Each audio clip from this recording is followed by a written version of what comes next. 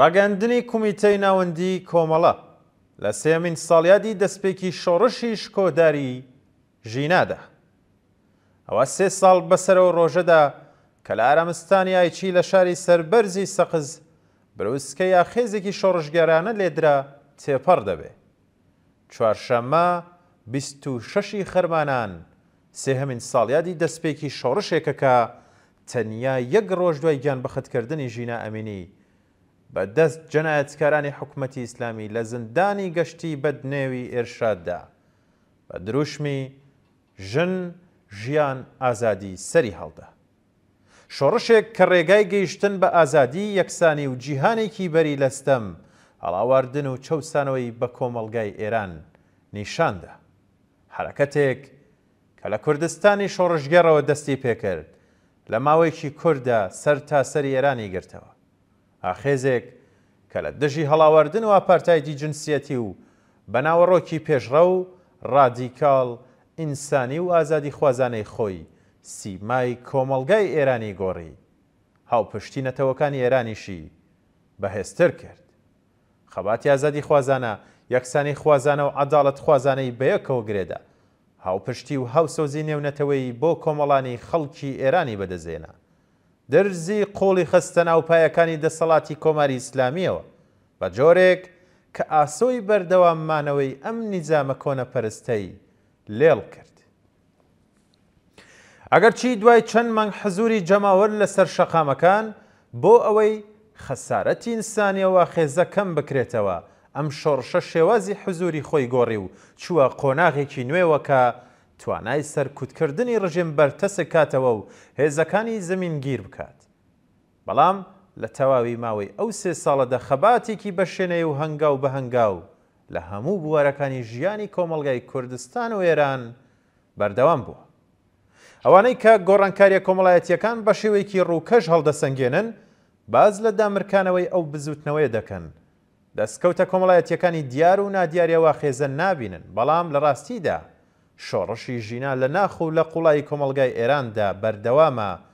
ڕوخساری شەقامەکان، خوادرنگەکان، پارک و شارەکانی وڵات، هۆڵەکانی بەڕێوەبردننی ڕێو ڕەسمە جۆرا و جۆرەکان و کۆڕ و کۆبوونەوە فەرهەنگی و کۆمەڵایەتیەکان، سینەما و شێعر و هونەر بەگشتی، هەمووی بۆنی عەتری پرچی پەرێشانێ و کچ و ژنانەی گرتووە کە بەردەوام دەڕکی چاوی کۆنەپەرستانی دەمارگرژ و دژەژن بوون.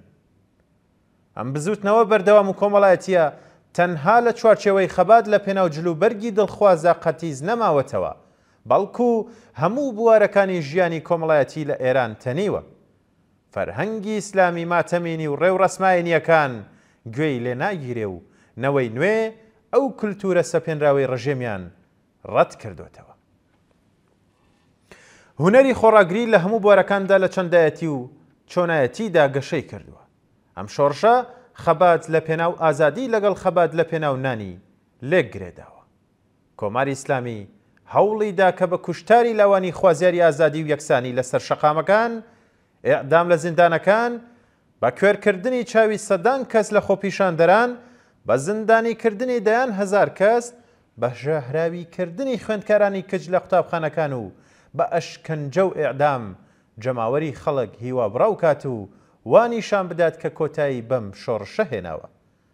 بەڵام بەردەوامبوونی خەباتی کرێکاران، موعەلیمان، خاننشینان، خوێندکاران، پەرستاران، دادخوازان، نەتەوەستەم لێکراوەکان و بەرگری کارانی ژینگە سەرجەم ئەو هەوڵە بێهودانیان لە کوردستان لە خۆدەرخستنی کۆمەڵگایەکی مەدەنیدا پوچەڵ کردوێتەوە.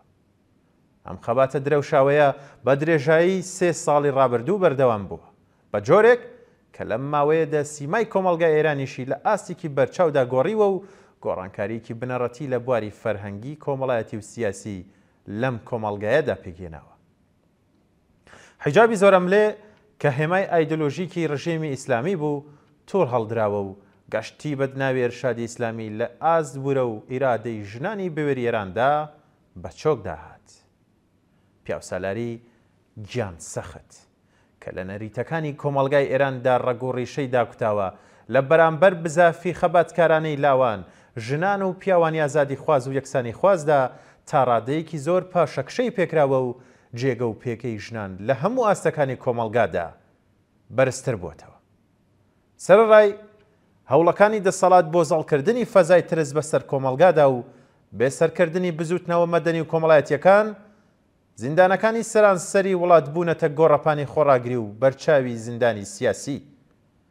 مانگرتن لە خواردنی زیندانیانی سیاسی لە سێشەمەکانی نابۆ لە سێدارەدان لە هەموو زیندانەکانی ئێران لە نمونونەکانی درەوشاوی ئەو بوارە لە شۆڕشی بەردەوامی ژینا بووە. لە ئەوە بەرەودۆخێکدایەکە کۆمەڵانی خەڵکی کوردستان خۆیان بۆ یادکردنەوە و بەرزڕاگرتنی ساڵیادی دەستپێکی شۆڕشی ژینا و نوێکردنەوەی پەیمان لەگەڵ گیان بەختکردوانی ئەم ئاخێزە شۆڕژگەرانەیە ئامادە دەکەن.